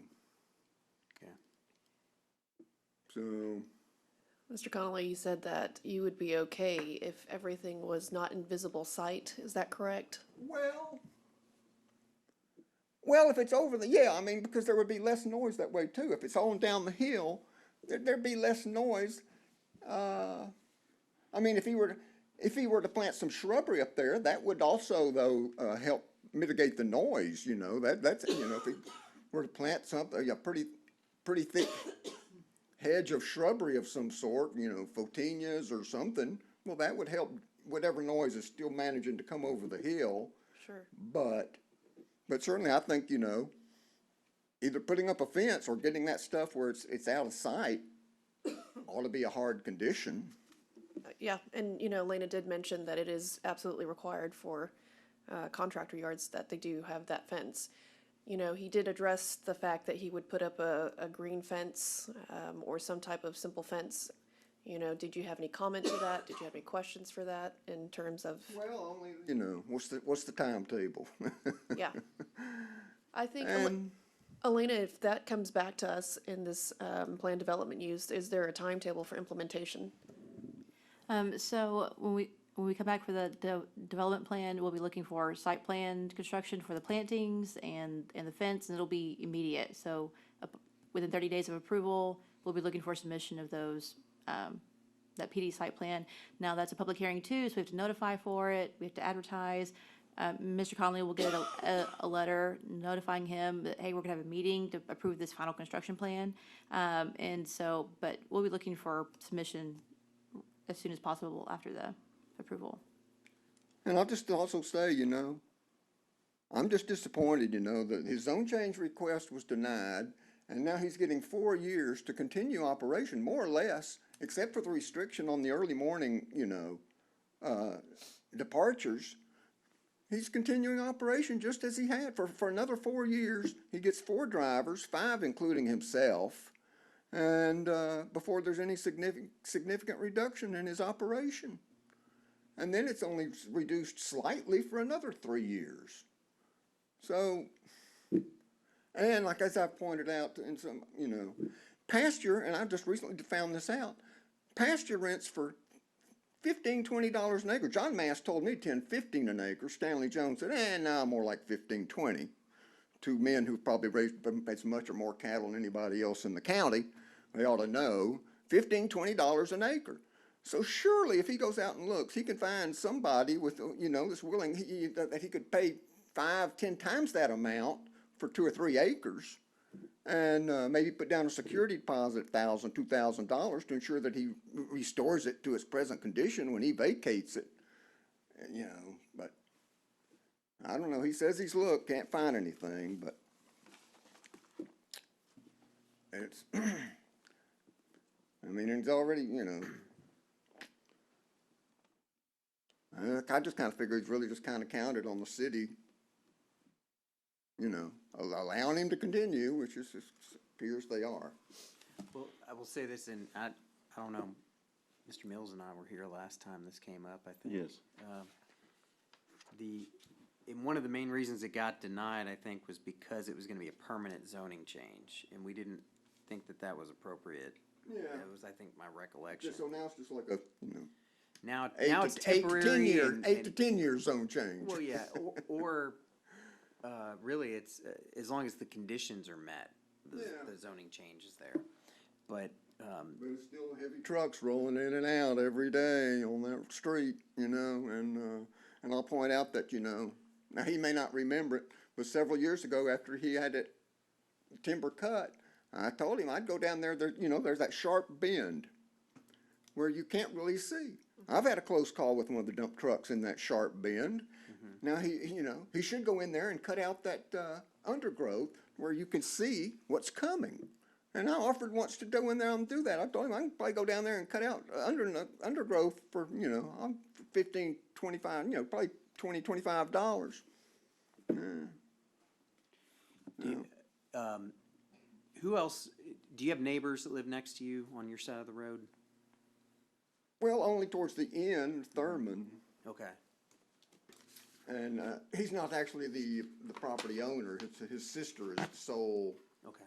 property owner. And on the other side, there's a vacant, dilapidated house that's been vacant for 25, 30 years. Okay. Now, and I couldn't tell if there's anyone else that lives up and down that street No, from no. Leroy? No? No, Okay. there's no other. How long have you lived there? 30+ years. I don't remember exactly. Long time. Long time. And it's been, you know, it's been nice up until the past year or two. And say, like I say, part of it may be just me just not sleeping as well as getting older, you know, and But then again, plus all the stress and anxiety over everything else going on, pandemic and political unrest. Well, I was gonna ask you, Mr. Connolly, you know, Mr. Sparks did mention that he has opened up that road a little bit more, and there was all sorts of shenanigans that were happening at the end of the road. Do you feel his contribution has improved your residential area from that? I mean, taking all business aside, Well, has he been a good neighbor? Well, I would say the drug and sexual activity was much of a less of a problem to me than all the dumping. Wow. All the dumping of both trash and dead animals. I have buried several dead dogs down in the little cleared area. But just recently there was one dumped kind of in that steep rocky area, right there where the street crosses the creek. I didn't try and get to it. And it stunk for a good 3 weeks. It's just in the last few days that it really did the stink abate. Okay. Thank you for your time. Yeah, it sounds like we need to put a camera in there just for general Well, that's zone what enforcement, code enforcement. I've suggested that to, He gonna be up, we don't need a camera, he see what's going on. Yeah, Elena did mention that there would be, you know, possibility of having a camera on the streets, not on the private property, but to monitor road traffic. And so that would be viewed and enforced by code officers and police officers, correct, Elena? So this is equipment that is owned and operated by our Engineering and Public Works Department, but also utilized by police, so they're high-resolution cameras. You know, we can read the license plate, essentially. And so we can't point it at private property, but we can direct it to our public roadways to monitor traffic. And so if we were made aware that Mr. Sparks was violating the conditions, then we could place a camera to try to capture some of that. And it wouldn't matter if he varied the time, 15, 20, 30 minutes, you know, that would ensure that if there was something going on, we would see it. Okay. I mean, I'm guessing, yeah, the city probably could install, pipes, a sleeved system, one pipe that sleeves down over the other, and then have holes where they could put one of those, receiver locks. Some of those receiver locks would work to lock those pipes in place where somebody couldn't steal the camera. Right. And they could maybe even be moved from one location to another as needed. And now you can get one that's solar powered with Bluetooth, and so all they have to do is pull up beside it, and no maintenance, and download whatever's on it in just a matter of a few seconds, I'm guessing. So I think, but I've been told by one of the Public Works director, his name is. They just don't have the manpower to even just, drive around and, and collect data from those things. well, I will say this, and our new city manager is trying to make more of an effort for code enforcement, and that's really been the weak link on a lot of issues in town. There's not anyone to go around and really see where people aren't living up to the requirements of the existing code. And so I think that's going to get better going forward. It has to get better. It's been something we've talked about. So, in fact, we hiring two? Yeah. new So employees? we recently hired one full-time and 2 additional part-time code enforcement officers, and consolidated planning and zoning, code enforcement, and animal services. And so we'll actually be cross-training our animal control officers with code enforcement to help us provide additional eyes on the streets. The emphasis is on increased proactive code enforcement. And so I think our code enforcement officers are in their 2nd or 3rd week of training. And so, yes, we've essentially hired new staff. We're working on purchasing new equipment so we can be more proactive and less reactive. And I will say, I don't expect the South Side, and especially my neighborhood, to be kept up like Waterford or North Brigade. But, they could, I think, do, there's sidewalks where they have had, branches blocked by down tree branches, or the giant weeds that have falling over, you know, just right up on Leroy Street, you know, and places where there's 15, 20 foot on either side of storm drain, there's an inch to 2 inches of dirt built up. And they do, you know, a few months ago, there was a weed growing out of dirt built up near a storm drain that was about 2.5 feet tall. I mean, surely they can at least, impeding the flow of water into the storm drain. You know, I mean, so I know they're gonna keep the streets clean like on the north side, but they ought at least, you know, Right. try and keep them cleared of dirt enough to, you know, they're not seriously impeding the flow of water into the Mr. storm drains. Mr. Connolly, you know, like you had mentioned, the animal dumping and everything, and Chairman Deppish had said we should just have code enforcement for those two things that are cross-trained for code enforcement and for animal training. So I do believe that can be something that we will discuss for It's sure. a problem. One time, somebody came down and dumped about a dozen dead raccoons, most of them over the fence onto Mr. Sparks' property. Apparently poisoned because the buzzards wouldn't touch them. Well, we definitely are going to discuss it. Thank you so much for your time, and we appreciate hearing from you. Thank you, Mr. Connolly.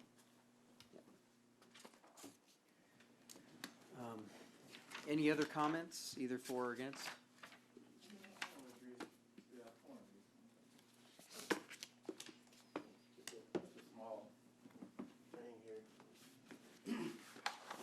I hope Mr. Conley answered the question that you had asked him. You know, how good of a neighbor are we? We've been neighbors forever. We had no issues. The only time we're not neighbors is when he can't control or tell me what to do. That's why we're here right now. That's where it all started. I've fed him. I've gave him work. He got worked in my house. He's a great painter. You know, and he worked, you know, until, you know, that's where we at now. Just don't even come around the house, you know. But it's that issue, and as far as digging dirt, you know, I think last time we was here that the dirt he's talking about. Yes, I'm clearing out some dirt because I'm gonna make like a little park area for. I have a big family. There's 16 in my family and 38 nieces and nephews, and they like to fish and come over and everything. So I'm building them a park area. Probably, I would say probably 20,000 yards of dirt we took and put back in the dam and repaired the lake with it. And that's what gave me the idea to continue to dig it out further and to make a flat area for them to hang out and, you know, and enjoy themselves. So it's not I guess it's against city code to upgrade your property or anything, I don't guess. But, and as far as the noise, we haven't left out at 3:30 since actually since COVID. You know, we try to leave around anywhere from around 5:30, 6 o'clock, you know. And on the road, and he's right on the road right by his house. Yeah, we have to cut that out, you know. And when you lay asphalt, the bad spot, you actually have to cut it out. Because I've been actually trying to get the city to, you know, to let's cut it out. And then you go back and lay it, you know, and it can be done evenly. You can lay it evenly. It just got to be done, you know. And I'm willing, like I said, I'm willing to help, you know, do that. I'm willing to help do whatever we have to do to make this work, and Okay. you know. And that's kind of all I wanted to address there, just to make sure that, you know. And and one more thing, the accidents. We've never had an accident in my entire time living over there. I've owned that property for 27 years. I've lived there 21 years. December will be 22 years. We only had one accident on that road. I'll give you one guess who it was. Mr. Conley. You know, but and we've never had an accident. And any of my guys, it's part of our plan. If you have any near misses or any near close accidents, they report all of them. You know, so we hadn't had any issues. Sure. You know, in that point. So you weren't selling any of that fill dirt that you were digging out. That was just Yeah. basically, What we you were do just is moving it around landscaping. yeah, moving around landscape. Like I said, when I bought that place, it was like a bomb crater. It was holes everywhere. It was. I bet you. Actually, Drury hauled in when we first bought that place. Drury, when they cleared the place off on University Drive, they hauled in over 200 loads. Actually, where the flange place is now, they hauled in a bunch of dirt just to fill a bunch of it in. You know, and then we dug a bunch of it out to use, got out to use with the lake. You know, and then we ended up on the SFA job we done, the new Coliseum, where we hauled a bunch of dirt out, you know, to there, and I just bring it back there because I utilize that dirt. You know, and now, like I said the other day, we just hauled out over 60 loads. But they got rid of all that dirt that he's talking about, you know. And so we try to get, I try to get rid of all of it, because when I do jobs for people, don't have anywhere to go with, so I just bring it there and somebody will come, we'll get it out of there. But from here on out, though, we can, I won't even stockpile any dirt there. I just take it somewhere. A lot of it we give away, just to get rid of it. But when you can't give it away, then I just bring it there to start. It's kind of hard to do when you own 32 acres and you can't use it. Sure. It's just hard. It's a hard pill to swallow. But I understand the city, codes also. Would you be willing, if we made it a condition that section of the road that, kind of, I don't know what you describe it as, it's just a bump, a hump or whatever in the road, if that needed to be graded or leveled out, replaced as part of the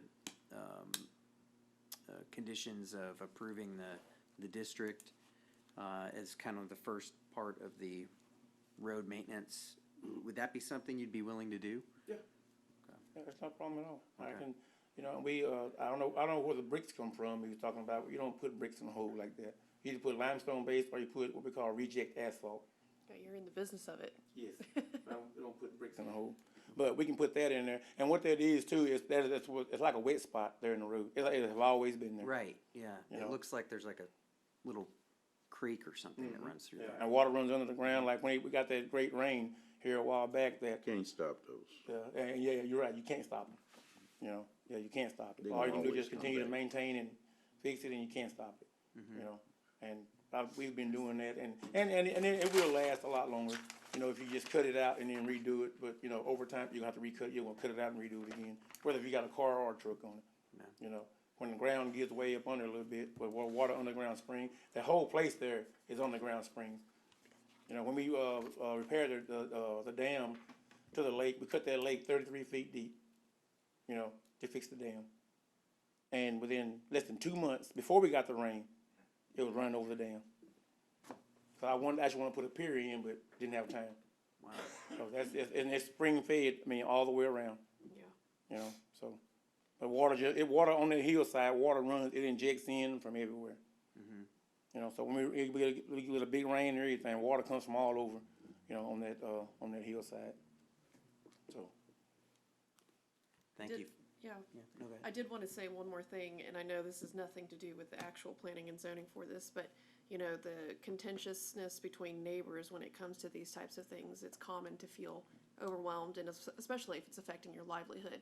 But he did mention, and I just wanted to, say a little bit about that. He said it's either because I'm not getting enough sleep because I'm getting older, or because of everything that's happened because of COVID. Now take it with any type of, I know, you can take it however way you want to, but it's been a tough year for a lot of people, and anxiety festers, and we don't know how it comes out across, and they can make our lives miserable, ourselves included, and then other people because of it. So I just say, to be aware and to have compassion for it, even though I know it's very hard to do, because it's affecting your livelihood. And that is all I will say, because that is something that I picked up, and I don't think he would have said it if, it seemed sincere. So I just wanted to say that, Mr. Sparks, and I appreciate your time.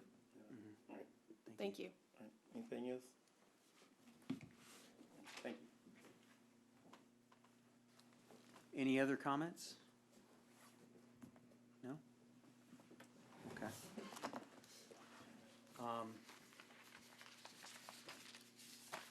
Okay, so, we've got the Plan Development District with the, on the last, second and third to last pages, with the standards that are listed.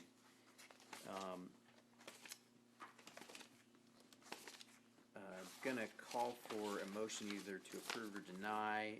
If we're gonna approve with conditions, I would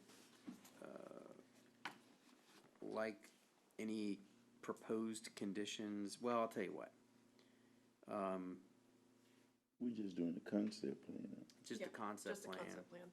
Yeah, but I think if they're gonna spend money doing a development plan, we should let them know exactly what we expect as far as what, not, if there's gonna be any hard or fast conditions that we think should exist, I think it would make sense to express those now. I mean, we could change our minds between now and then, or they may come up with a different solution than we anticipated, but seems to me like it would make sense. I would like that if I were Sure, spending money on a development plan. I agree. And I'll just say, and I can make a motion of what I'm thinking, and we can see if anybody else wants to second it, and we could discuss, and go from there.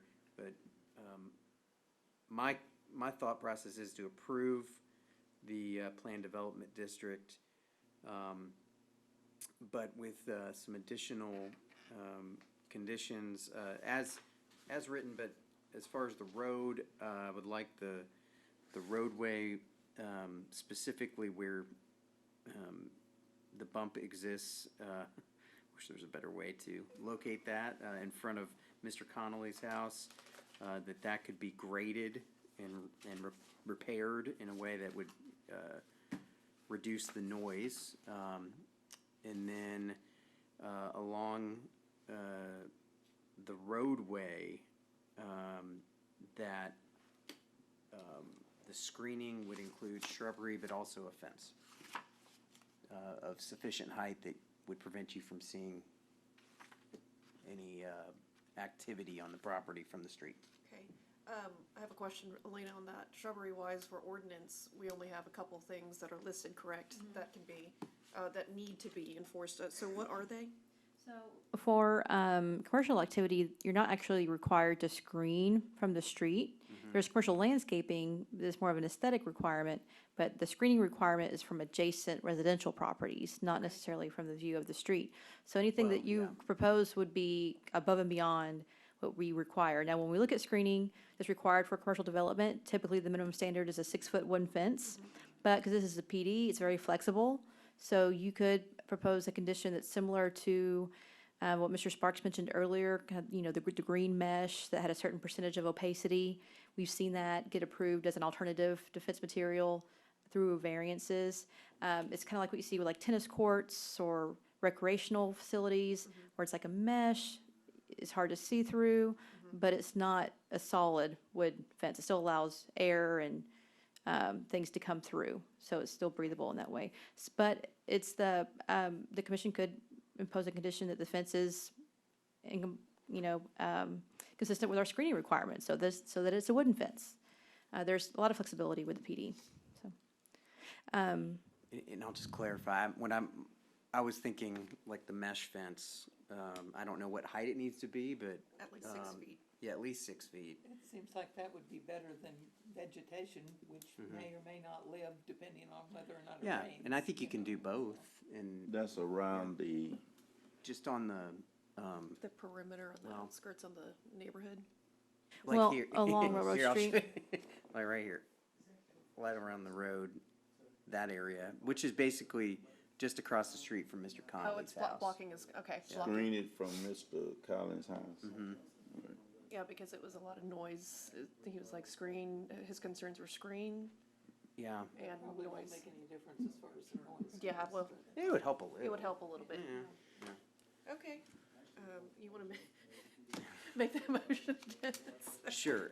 So my motion is to approve, and let me get it real official, the planned development district application for lots 1, 1A, and 1B, City Block 64, 2827 Railroad Street, which is case file PD 2021-004, as the concept plan of that as presented to the commission, with the additional requirement that the roadway be leveled where in front of, I don't know if it's exactly in front of Mr. Connolly's house, but the bump that he was complaining about, and it's pretty prominent, it's easy to find on the street, would be repaired, taken down to the bedrock, or not bedrock, but the dirt, and repaired.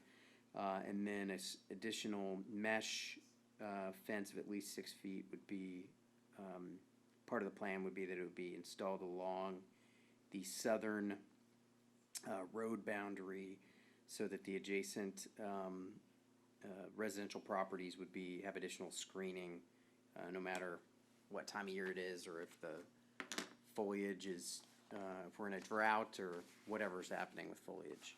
So that's my motion. I will go ahead and second it. Okay. Any discussion of that? No? On this, you talking about a fence on Railroad? Yes, on Railroad Street. All right, and that's, how many feet?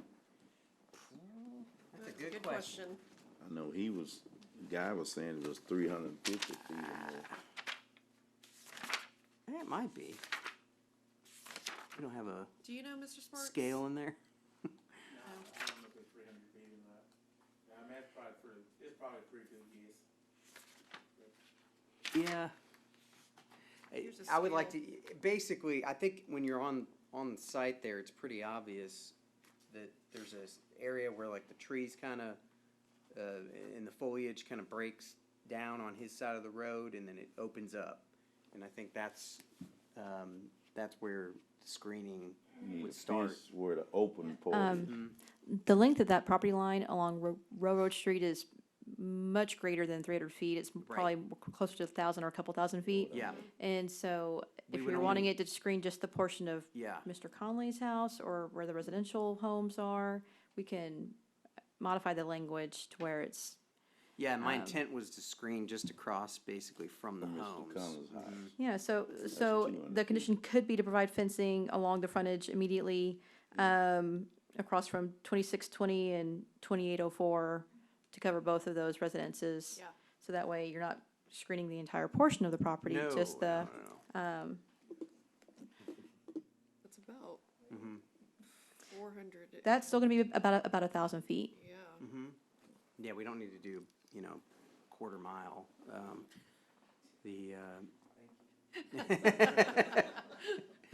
I mean, nobody lives over there. Yeah, so I think, we can, I guess, properly, we would vote that down and then clarify. You But gonna make a motion to amend? But I would like to just amend it, if we can, to include no more than the first, I would say, 300 feet immediately. Let's get this accurate here. It's probably Of the- 400 feet. Yeah. How about no more than 400 feet of the southern property line, beginning at the southeast corner? And I'll allow the city engineer to decide how far the screening would need to go along that. Looking at it, if you start at the southeast corner, it's not, 400 feet isn't gonna make it to Mr. Conley's house. It might be better just to make more of like a general Okay. recommendation, and then when we come back with a development plan, we'll have a full survey. Right. And then we can make amendments or modifications to those conditions. Yeah, that's So- the problem. Yeah, so we'll just say. Screening to protect the Neighbors. neighbors House. on the south Just put side. those two That might be houses better. on there and it'd be two. Screen those two houses. Yeah, Dilapidated and empty, they're just.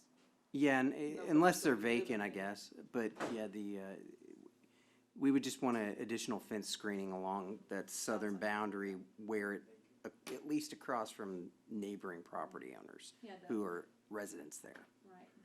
The occupied residential Yes, properties. that would be the amendment I would make to that. I will second that amendment. All right, all those in favor, say aye. Aye. All right, it's unanimous. Fine. The number 7, discussion and possible action on any future agenda items. None. Anybody got any? You've had a long day, haven't you? I just want to say thank you for running with the educational series. Yes, that was great, thank you. Getting that out and advertising it and making sure that, we start at the beginning and move on from there. Looking forward to the next one. I appreciate you doing that a lot. Thank you, Linda. I have more comments on that next time. All right, there nothing else. We're gonna adjourn as of 7:14. Amen. Thank you. 7:14. It's 7. What That's probably shorter than your church service.